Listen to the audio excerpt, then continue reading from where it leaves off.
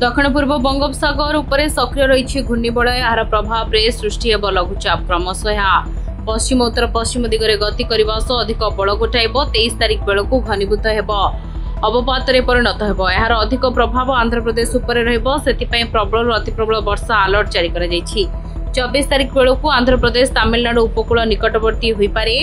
यह प्रभाव रे राज्य में वर्षा देखा मिल पारे किंतु सीधासलख प्रभाव पड़वा संभावना कम केवल किछि स्थान में बिजुली घड़घड़ी सह वर्षा हो पारे विशेषकर दक्षिण उपकूल ओडिशा रे वर्षा हेबार संभावना रही आसंता 24 घंटा पई हालुकारु मध्यम धरण वर्षा नहीं पाणीपाग विभाग पक्षरु चेतावनी जारी करा जायछि बालेश्वर भद्रक जाजपुर केन्द्रापड़ा जगतसिंहपुर पुरी खोर्धा कटक नयागढ़ गंजाम गजपति कंधमाल कलाहांडी रायगड़ा कोरापुट नवरंगपुर मालकानगिरी वज्रपात नहीं अलर्ट रही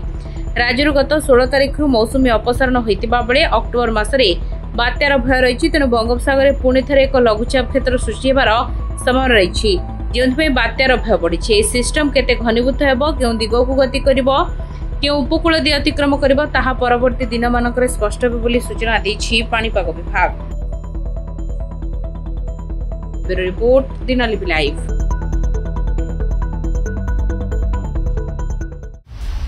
दिनलिपि लाइव को एबे ही लाइक शेयर सब्सक्राइब करंतु।